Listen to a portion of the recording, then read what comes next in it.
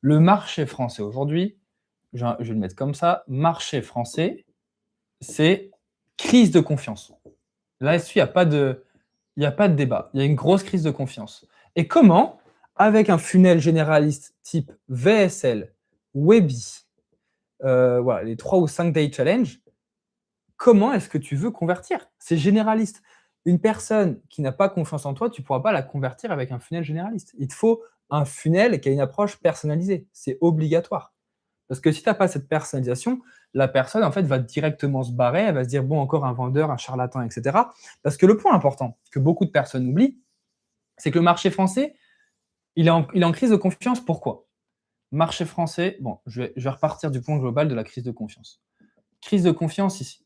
Du coup, la personne, pourquoi il y a une crise de confiance actuellement sur le marché français? La raison, elle est simple.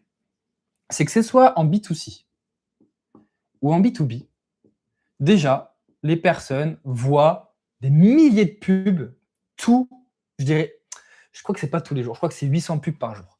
Une personne en moyenne voit 800 pubs par jour. Une personne française voit 800 pubs par jour. Du coup, elle voit des milliers de pubs chaque semaine, ce qui est absolument colossal, 800 pubs par jour. Du coup, tous ces sens, entre guillemets, sont un peu brouillés. Et du coup, ils ont développé, j'appelle ça comme ça, des radars à bullshit. J'appelle ça des bullshit detectors. Voilà. Ils ont un bullshit detector qui a été activé, ce qui veut dire que maintenant, dès qu'ils voient des promesses trop foireuses, type, bon après ça marche encore pour certains malheureusement, mais type Fedica en 90 jours, bah là normalement il y a le bullshit detector qui s'active pour pas mal de personnes, et du coup derrière, bah, ces personnes-là, faut pas de vente. Et ce qui est normal parce que faire 10 cas par mois en 90 jours, je connais très peu de monde qui ont réussi à le faire alors qu'ils se lançaient. Donc le problème, c'est que là, les gens voient beaucoup de pubs. Ils voient beaucoup de promesses aussi de merde. Ils voient beaucoup de funnels. Et ils voient beaucoup de vendeurs de rêves. Et pourquoi les gens n'aiment pas ça? Je ne sais pas si vous avez pu voir, il n'y a pas très longtemps, je vais checker s'il y a encore en ligne, je crois qu'il y est plus. Mais il s'est fait défoncer. Hein.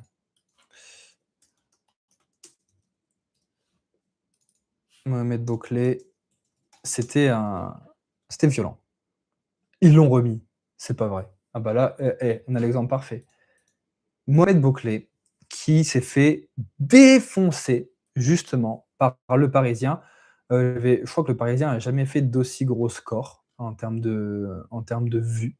On va regarder leur chaîne vite fait. Généralement, c'est du 4000 vues, c'est du 15. Bon, attends, on va descendre un petit peu plus. Alors, 200 000 vues, après des plongeurs, 90 000 vues, etc. Et là, Mohamed Bouclé s'est pris un reportage à charge, de la part du Parisien. Et si vous regardez tous les commentaires, en fait, ça explique le pourquoi du comment on a une énorme chance sur le marché français. Hop, je tiens, alors, voilà. Ça, c'est un des commentaires les plus likés. Dès que tu entends sur Internet, challenge de 5 jours, formation gratuite, masterclass exclusive ce dimanche soir, place limitée, tu sais que tu as affaire à un magouillard. Et au final, c'est la preuve que le marché n'a plus confiance, en fait. 1000 likes. Il y a quoi? Exactement. Ils ont tous la même technique, façon Yomi Denzel, je suis passé dans Forbes, machin chouette. Voilà, content qu'il y ait un reportage sur cette arnaque. Hop, charlatan, tout le monde le sait, mais on le voit partout, etc. Et il y avait un autre commentaire que j'avais vu. Hop, faut que je le retrouve. Bon, il a peut-être été strike, je sais pas. Il y avait un commentaire, voilà, c'est un arnaqueur, etc., etc. Et en fait, dès que les gens, du coup, voient ça, ils ont plus confiance. Ce qui peut être compréhensible, parce qu'ils voient ça quasiment, comme je le mets ici, ils voient ça à longueur de journée. Donc au final, ces personnes-là n'ont plus confiance. Pourquoi elles n'ont plus confiance? Parce que déjà, il y a eu des vendeurs de rêves. Les vendeurs de rêves, ils ont... Ah, je ne sais pas si on voit bien, je vais couper ça. Ok. Les vendeurs de rêves, ils promettaient de la merde, ce qui fait que derrière, ils n'ont pas pu délivrer et les mecs n'ont pas eu de résultat. Du coup, c'est devenu des vendeurs de rêves. Du coup, ça a fait une baisse de confiance sur le marché. Ça, c'est le premier point. Derrière, on a eu du coup tout ce qui est promesses. C'est un peu relié au final aux vendeurs de rêves, mais c'est les promesses type fait 10 cas par mois, 90 jours, machin chouette, etc.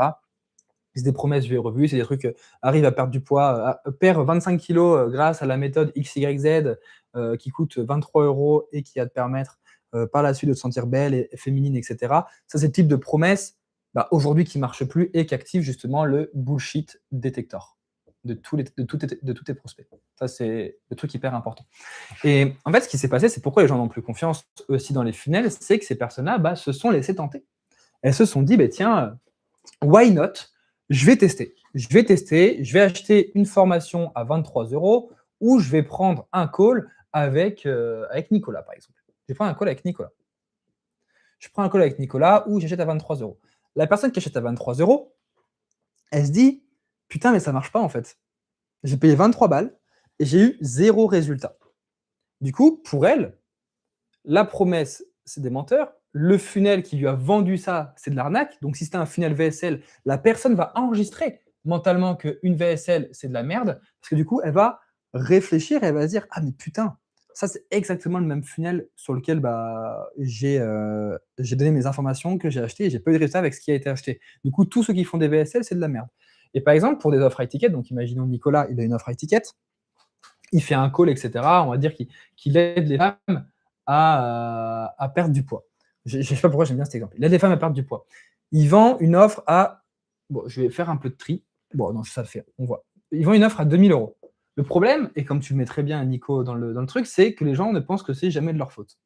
Ils pensent que c'est jamais de leur faute. C'est-à-dire que quand ils achètent, et justement, j'ai fait une petite vidéo là-dessus avec Mathis il n'y a pas longtemps, quand ils achètent 2 000 €, ils se disent, en fait, j'ai payé 2 000 €, du coup, je vais avoir des abdos.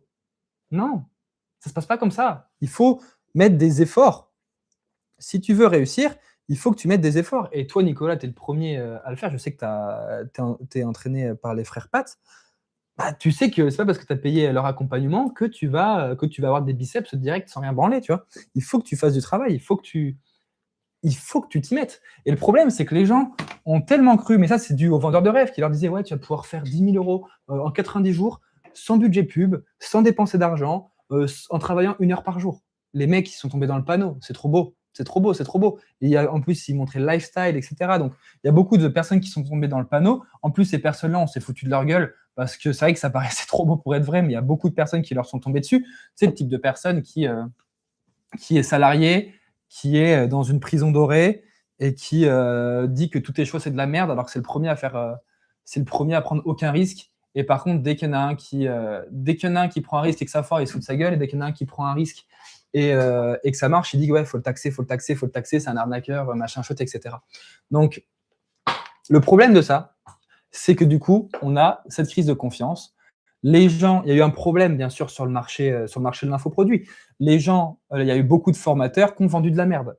Là, il y a beaucoup d'infopreneurs, formateurs qui ont vendu de la merde, ce qui fait que ça crée de la confiance aussi au niveau des prospects. On a besoin de beaucoup plus prouver par le lifestyle, par les témoignages clients, par tout ça. D'ailleurs, ça, on y reviendra juste après, il y a quelque chose d'intéressant à dire là-dessus. Mais c'est aussi en grande partie de la faute des consommateurs eux-mêmes.